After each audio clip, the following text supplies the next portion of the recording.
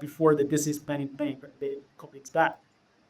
And essentially, if you look at our industry, we have so much to be grateful for when you look at the control we have over our time, our earning abilities. And one of the things that's so important to focus on is why are we doing what we're doing? And ultimately, I believe that's because we're chasing something. And for most people, it is a feeling for something that they're trying to set up for their family. And ultimately, it's the pursuit of happiness and fulfillment. And so we're going to have a conversation around this. And ultimately, when you look at your game plan for 2025, why don't you set targets and goals for what you want to get business?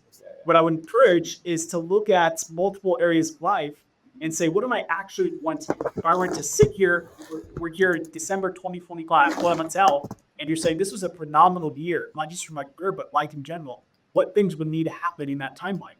And so some of these pieces we're going to talk about today, it's a good word. Um, one of the uh, So for some of those who are not familiar, is Zong and I just got back last month from an event, it was a Tony Robbins event, and it was Strategy Dubai and then India. So he's got for 5 days in Dubai, Abu Dhabi, it's about 45 minutes outside of Dubai. And then the last roughly 40 hours was in video, Varanasi. And I'll start with this picture for, has anybody who's been to Dubai before? Okay, some crazy stats about this building. So this is the Burj Khalifa. It's almost twice the size of the Empire State Building. And what's interesting is it has when they built it, they put enough concrete that's equivalent to 100,000 elephants to support the structure of this building. It's the tallest building in the world. And so one of the interesting perspectives is if you think about, and it kind of tells these stats as we're going to the top of the observation bed, and they talk about how important and vital it was to build deep into the ground for this thing to not topple over when it's up to even 90-mile-an-hour winds at top.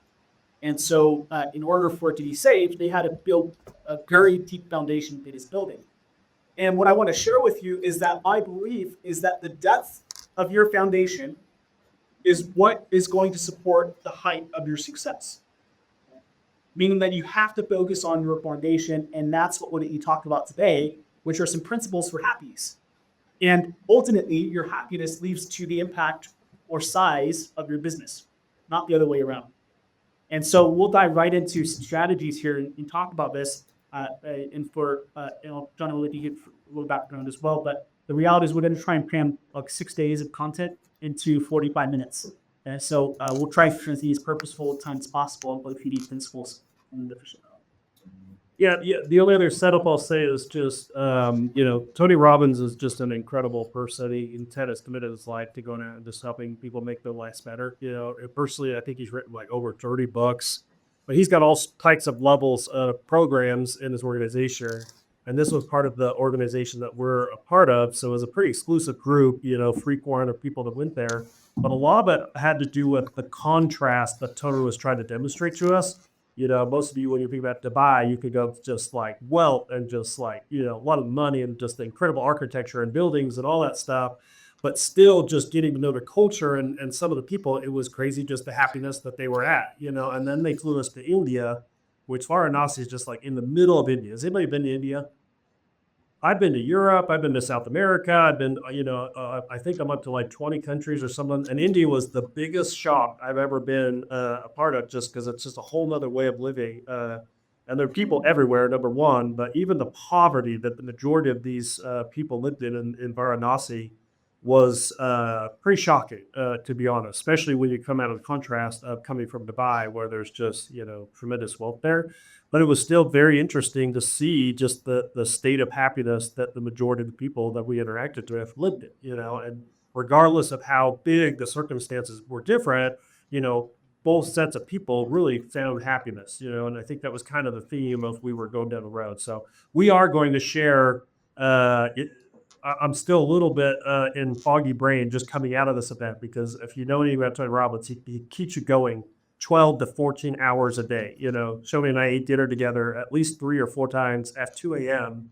after we were done with the event. And so I have just a fraction of my notes, but this is like 20 pages of notes. So we're going to try to summarize just kind of our top 10 takeaways. And that's one of the things that I tried to do is, write down a lot of my action items that I was going to leave the event with. Anytime you go to bed, you got to at least summarize it, or it'll just kind of just disappear in your brain. Oh, you do these things. So, yeah. And ultimately today, two things I hope happens. Number one, you get maybe some perspective on how can I get more fulfillment in my life and out of my business and work that I do. And then number two, some actionable strategies. What are some strategies I can actually go put into my life and business and practice these over the next year to have more fulfillment, but also more impact, more wealth, more results than previous years. So that's the two outcomes that we look for today. So these are the principles that we're going to go through, and we'll kind of just go through one at a time. And hopefully you get some clarity coming out of this. Yeah. So when Tony opened this up, the first discussion was on just kind of the different types, the different ways that we may define happiness.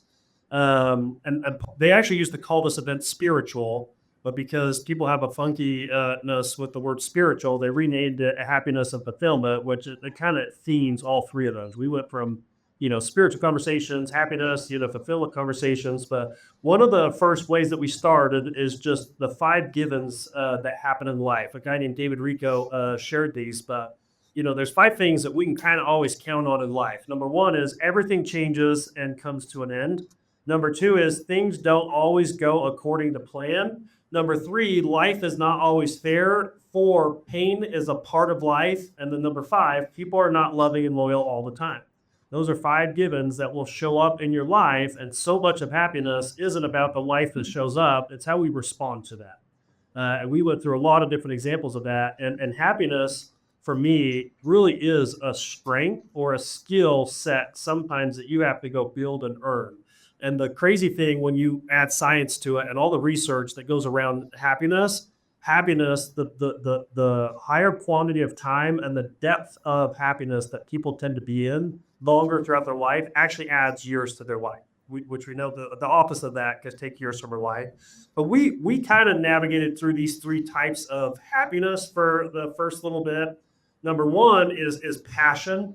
Number 2 is rock star happiness, which is like pleasure happiness. And then the third one is purpose and mission. So rock star being a little bit more pleasure focused happiness. Passion, if you look at passion and purpose, sometimes those words get intertwined in our the definitions. But passion, I looked this up as well, but passion is what you love, or passion is things that excite you. Whereas purpose is the reason behind why you do things. And pleasure tends to be in the body, whereas happiness tends to be in the mind, whereas joy tends to be in your heart, okay? And you can go and find happiness in all those ways, but trying to figure out what happiness, kind of means to you. There was a lot of different religious conversations on this, but I've actually been fascinated lately with Buddhism. But if you look into the Buddhist form of love is that you want to make someone else happy. So the more you choose to make someone else happy, the more that you're demonstrating that you have love for them. And then, even just the ease at laughing easily, to me is also a sign of how close I can be to happiness. So passion, rock star, purpose is just kind of 3 types of happiness or stress. And one of the things I just love about KW is the values that we have here really tied into a lot of these principles. We talked about this a few weeks back, but just having some sort of vision, values, these perspectives for your own life. If you don't have some of those on your own, you can go just kind of adopt or copy Hello Williams, because they're foundational principles, eternal principles that help guide your life and allow you to do one easy way. So that's what I love about easy being tied back really well to them. The second one was realizing that progress is the ultimate path to happiness.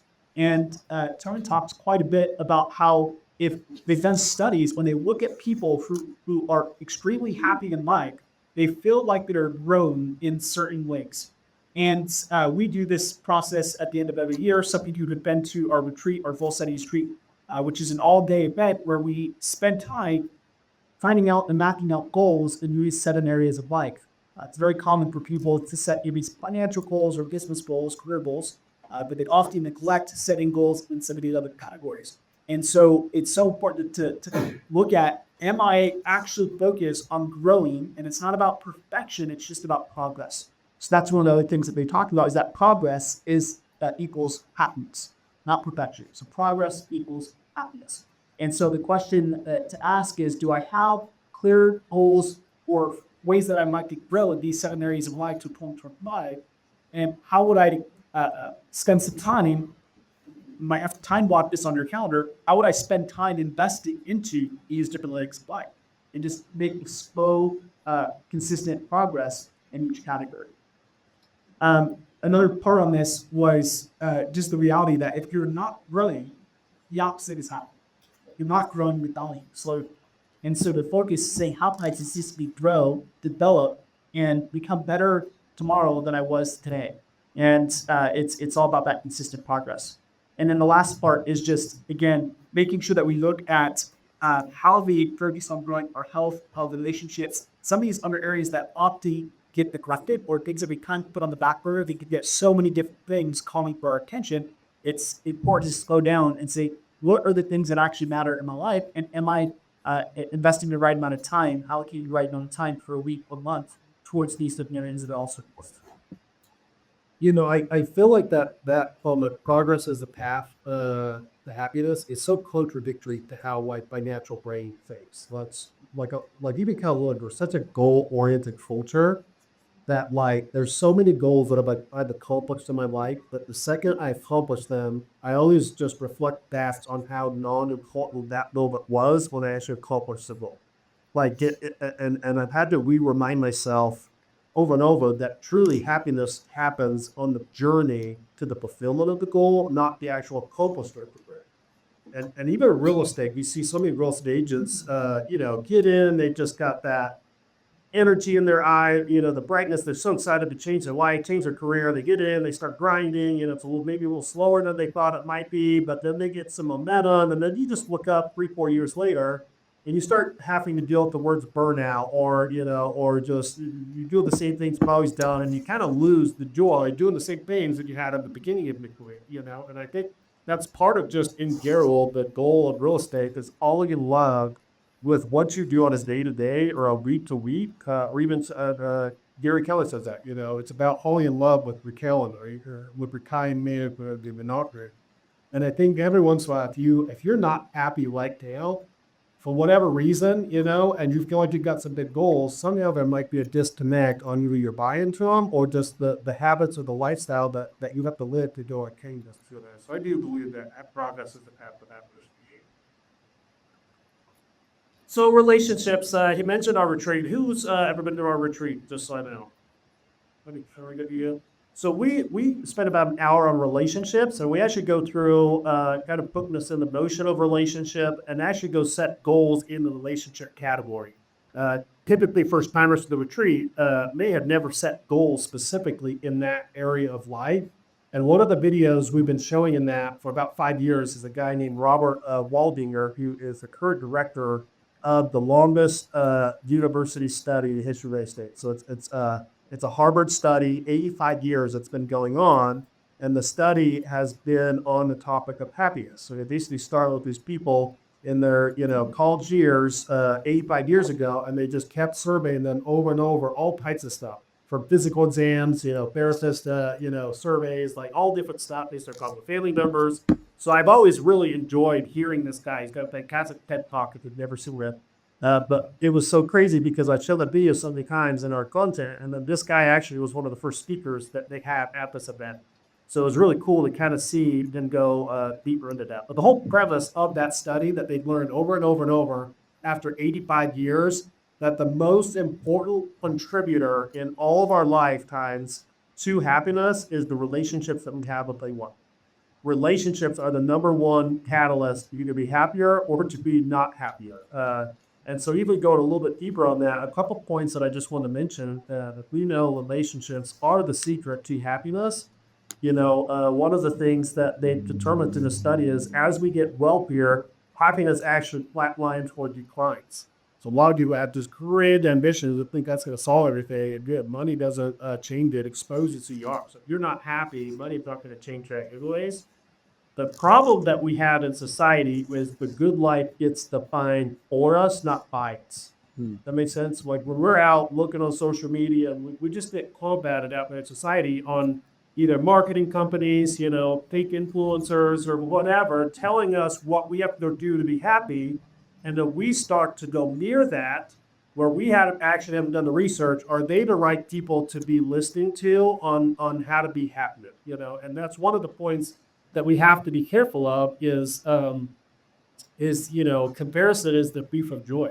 And we're always comparing our insides to other people's outsides. So does anybody ever met someone that was turned out to be total fraud, but they were putting something out there that was the exact opposite, right? And the challenge that we also have is our closest relationships tend to be the easiest to neglect. A lot of our closest relationships, and that's why even in our retreat, you be a little activity where we say, all right, your top 10 relationships, go rent those relationships right now from 1 to 10. And it's actually a very somber kind of country because they never actually rate the relationships of the people closest to it. And we always end up with a little bit of tears here and there because it was kind of like a stark reality, like, oh, the crap, I've been neglecting this kid or his spouse and my brother and sister or their parent or whatever. And then we kind of just turned that into, all right, now go set a goal. How are you to get that relationship from a 7 to a 10? And that'd be one of the challenges. So is just pay attention to the closest relationships. And even us, our top highest producing people, sometimes in our office, tend to be the lowest maintenance people for us. We always have to remind ourselves as an executive leadership team, we got to make sure that we're paying attention to our top people that aren't usually the spoopy wheels in the office. So just don't neglect your top relationships. And then the other thing is just be careful of, who our mentors are in the relationship building, category. The last thing I'll say on this is out of that study, he mentioned two tools that are the most important in relationship longevity. So all those people that have been married for 70 years or had fantastic happiness relationships, they contribute typically, most commonly, 2 tools to that. Number 1 is affection, and number 2 is respect. So in your relationship building, affection and respect are the 2 tools in relationship building. Yeah, one of the strategies that ties right into that is, and some of you heard me say this on multiple clients, which is a great strategy to practice relationships, is realizing that what you appreciates. Now, luckily, most of you are in real estate, and so you understand what appreciation is when it ties to a hard asset, made a house. The same thing applies in our relationships that we care about, is that when you invest time, energy, effort, love, and commitment into relationships, those tend to grow in value. And so being very purposeful around the approach of how do I spend more time in certain relationships, or how do I get purposeful, maybe gifts that I give to you, different relationships, or experiences that I'm going to have with people that I care about. And over time, that relationship grows your value setting to which speed and potential about that. The next one was realizing that we'd have to trade our expectations for appreciation. Now, I have a little boy 4 months ago now, actually, and he's in West, and he is just the happiest bubbly baby, except when he's hungry or he's tired. And I'll tell you, so I'm 32 years old, and we kind of by design wanted to wait to have kids.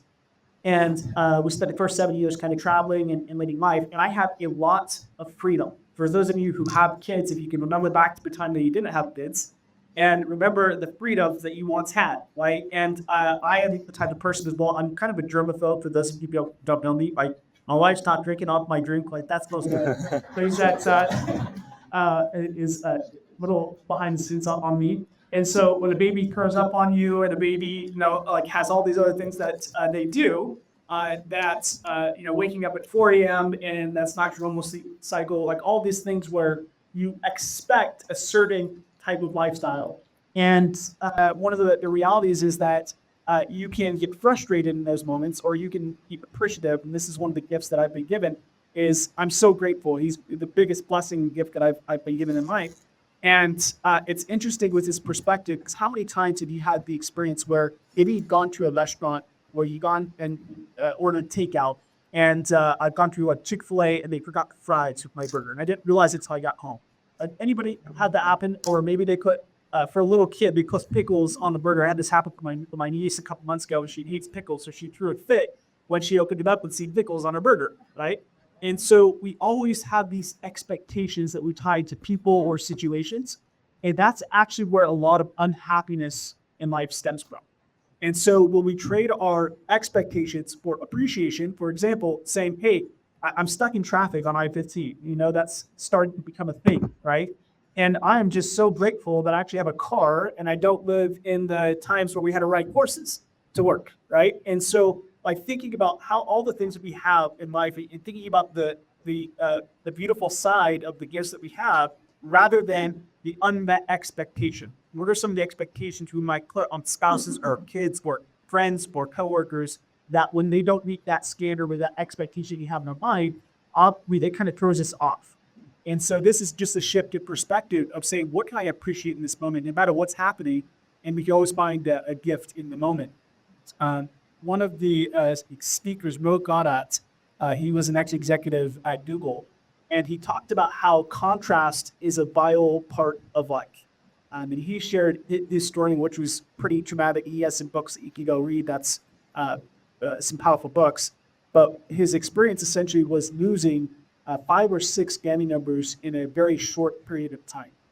And from his mother, his brother, his son, had all passed away for different reasons. And this is something that he was sharing, this personal experience of how most people go through the grieving process in life.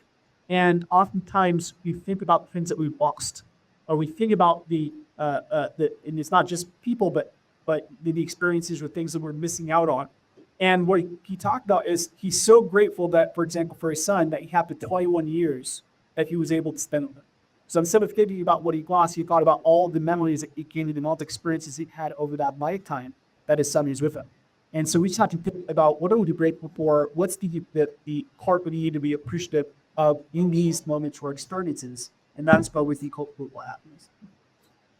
Yeah, I think there's people out there that just have a deep control over their whether it's spiritual or their emotional capacity, that they can stay in the same environment and I think they're just a better human being. Maybe they're a lot. It's easier for them to always maintain a state of appreciation or gratitude or humility or whatever.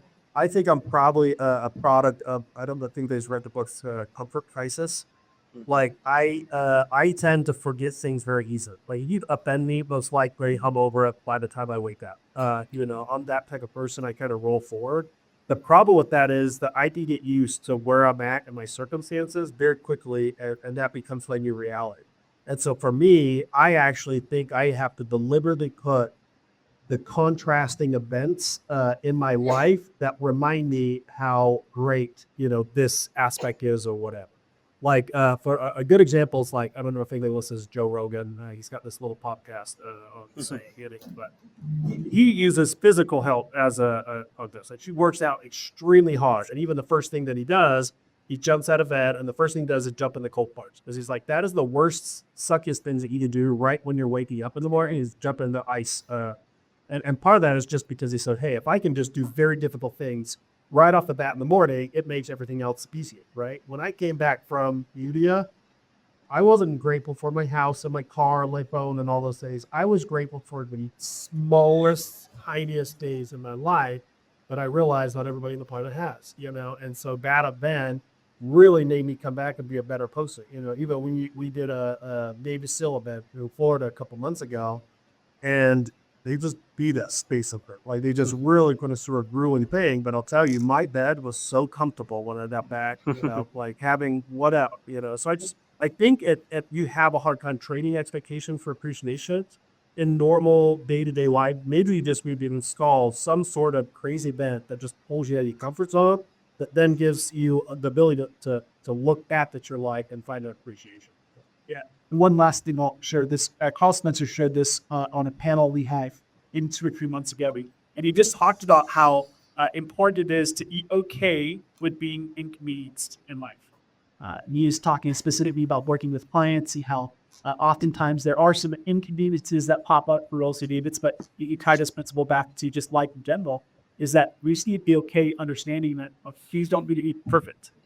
And when you subscribe to that belief, everything that is thrown at you is hit as hard, but also as Johnny's sharing, is just like the small things have a big part in life. Like realizing, man, I'm so grateful for in small things that actually have a big impact overall.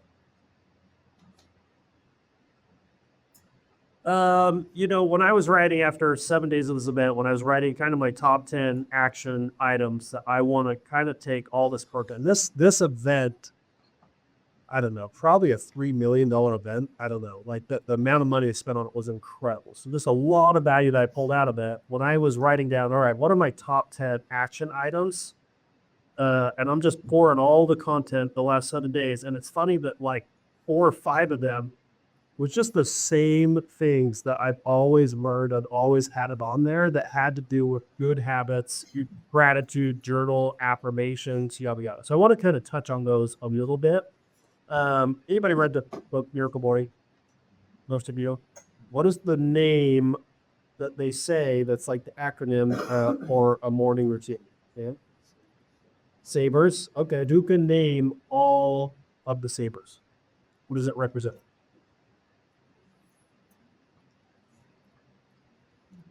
Samsonite, yes. Cameron, you got it. Ass asleep in. Void. Silence, which is like calming the world, being silent, right? Whatever that means to you, like your meditation, it'd be prayer. It's just like shutting your brain off as much as possible and just enjoying the silence. Who has a silence habit? Yep. Shoney, where he intentionally tried it or not, he talked into ordering a bed yesterday that basically like is this bed that puts like frequencies in you that like calms you. So I'm gonna start laying on every 10 minutes and being about so. Affirmations, visualization, exercise, reading, and scribing. So just a couple things that I took away from that.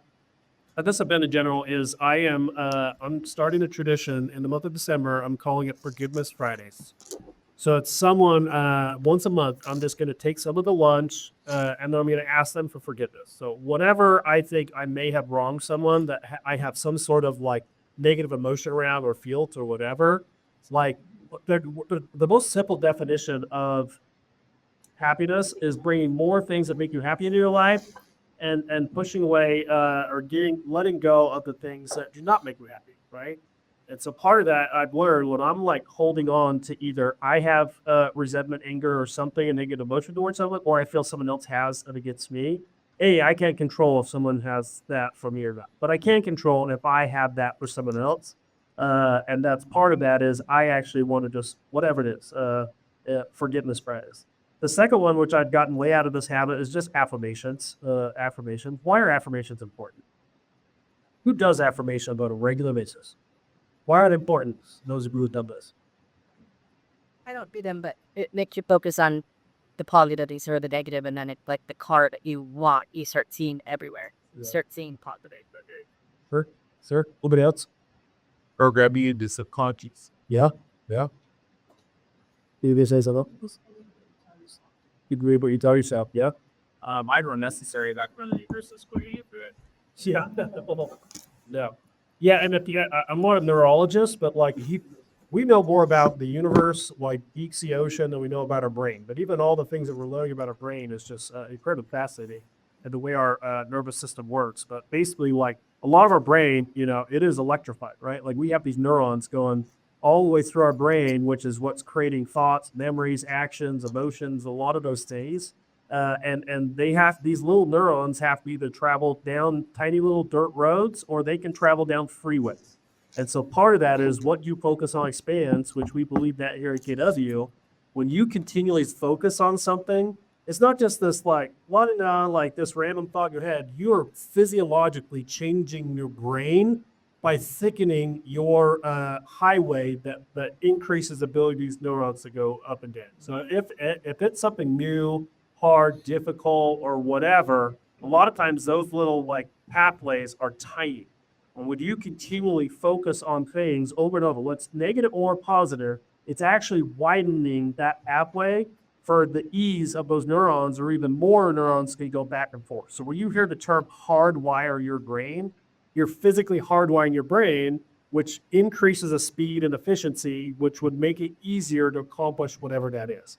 So part of what I got into real estate, I had to reprogram the way I thought about money. I talk about this a lot in Well, and a lot of that had to do with just the way that my brain, my emotions, like my soul think about money, and had to actually reprogram that and change that. And so affirmations is just a process of making sure that you have the right beliefs installed in your brain, which somehow then get projected out to the universe. So affirmations, if you haven't tried them, again, happiness is not about what shows up in life. Happiness is about how we react to those things that show up in life. And so crazy on how different a perspective one person could have from another one, and the way that they view light and the way that their brain or hardwired brain is working. So affirmations really is one. And then the last one I'll mention is, who thinks they're a quick learner here? It depends. And who thinks they're a slow learner? Who thinks they're both? Why are you depends? If it's technology or like stats or stuff like that, it's slow. But if it's other stuff, I'm fast. It depends on the topic. Yeah. You know, I think I would say it on both too. You know, I was always the guy in school that had a very great memory that was short term. So like I was the one that would just cram before tests. I would just memorize everything on the paper, and then I'd go get awesome grades, and then somehow within 24 hours I just forgot everything that I temporarily heard. So I was a quick learner in that aspect, but I'm a very slow learner in life lessons, regularly. So part of that for me is journaling. Journaling isn't just about, Hunter's nice TV today. He's such a great person. It's helping my slow learning process speed up a little bit so I don't have to keep learning the same lessons over and over. Now, whether those are negative lessons or positive lessons, I think my habit of journal, I've always wanted to journal more and more and more, but I think me getting more clear about just trying to simplify it to the lessons that I'm learning in life, the more I put it on paper and have the ability to go back and you can reflect on that, just decreases a little bit your chance of you'll make that same mistake again. So journaling, again, that savors, that miracle formula is very important. And gratitude is the only other word in this, but that was pretty self-explanatory that you should be sure. And all these are simple practices, right? Simple habits that we can integrate in life. And if nothing more, pick one or two to start with. Don't try to do everything at once, but just say, what's the one or two that I could stay focused on? And if you subscribe to the 66-day challenge format that Gary talks about, it takes about roughly 66 days for something to become a routine habit, a part of us. And so to say, what's the one thing I want to implement for 66 days straight, print off a single piece of paper, use 66 boxes, you have to tap it out there and just cross them off. And use that strategy of saying, I'm going to stick to this one habit for 66 days, and then I'll add another one. And everybody stand up. This is one of those habits that is one that I will say probably has had the most profound effect on me in life. And we're going to do a little exercise to drive this home. A few years back, Wang did some racing at the Motorsportsway outside of Trolla. And we had the opportunity to race Lamborghinis and some other cars. And for the first couple laps, we had a professional driver who was in the passenger seat and giving us direction. Now, has anybody done any kind of racing before? When you go around turns, where do they tell you to focus your attention? And where do they tell you to not focus your attention? You don't want to go. Don't look at the wall, right? Do not look where you don't want to go. And too often, most people focus on what they don't want, and then they wonder why they continue to get what they don't want. And it's actually, this is something we have to hardwire, like Jonny talked about, we have to rewire it in our brain. So everybody hold your hands out. Don't smack the person next to you, but hold both your hands out like this.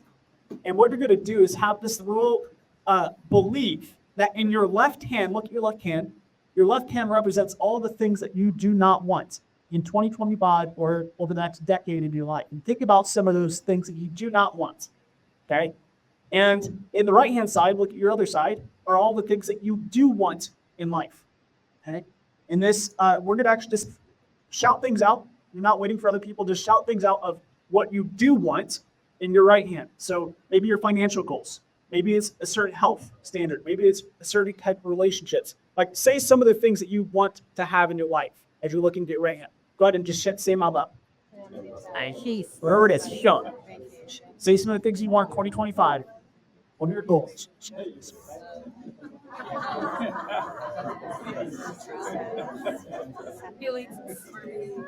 Now look at your left-hand side and say some of the things you do not want in life. You don't want to get sick. Alimony payment. You don't want to have alimony payments. You don't want to get in a car accident. You don't want to not sell houses and hit your financial goals, whatever it might be, okay? Now, here's the principle. Look at your left hand. When you're looking at your left hand, can you see any of the stuff in your right hand? No. Can you see your right hand? No. Now, look at your right hand. When you're looking at your right hand and all things that you want, can you see the things you don't want on your left side? No. Your mind can only occupies one side at a time.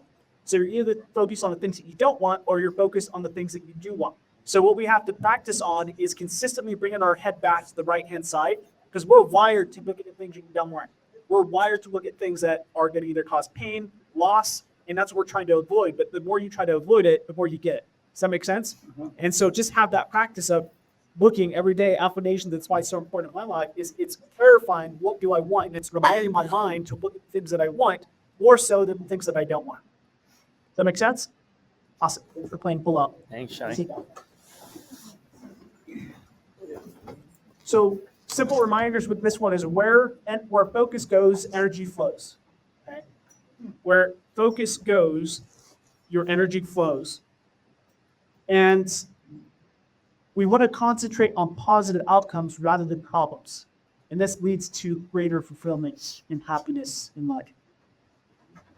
And ultimately, if you have two strategies that you would deploy, I would encourage affirmations, so statements of what you're wanting in life or who you're wanting to become. And then just simply a vision board. Having visions of what you're moving towards is also something that helps your mind to refocus. Having it visually where you see it, on a consistent basis might be where you're going to work consistently because it reminds you why you're actually doing what you're doing, right? And so just have something where it's redirecting your focus. Same thing with this tightrope. Where would you want to look if you're walking across a tightrope across a large gap? On a tightrope. On the other side. You're looking at a point on the other side. You do not look where? Down, right? And so just again, to illustrate that point is you want to look where you're wanting to go, not where you do not want to go, unless a consistent practice would have it unethical.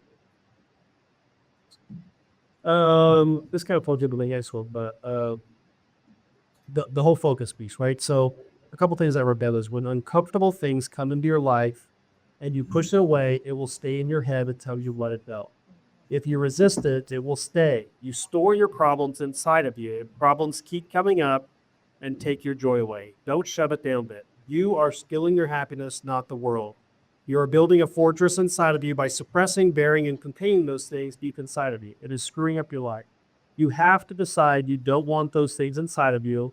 I don't want that stuff inside of me. When stuff comes up, you have the tendency to push it back down. You have to just relax and let it pass through you and let it go. Those were quotes from the guy named Dr. Michael Seaton. Has anybody read The Untethered Soul? Well, he's a pretty hot author right now. He's written 2 books, but he was one of the speakers there. And it was it was kind of a good explanation of just when those things pop up that could steal our focus. Like if we try to just bury it inside of us, there's nowhere for that to go but out again at one point of frame. Like if you suppress your emotions, You're balling them up, and they're going to explode eventually, right? Like if you try to just focus on it too much to get rid of it, then it's going to occupy your brain. Like the real solution is just letting it go, right? It's more of like a peaceful like release of those